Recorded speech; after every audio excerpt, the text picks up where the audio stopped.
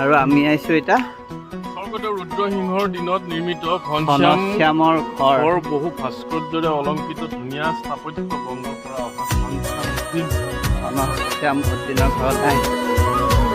ইয়াত আহে ব'লা এতিয়া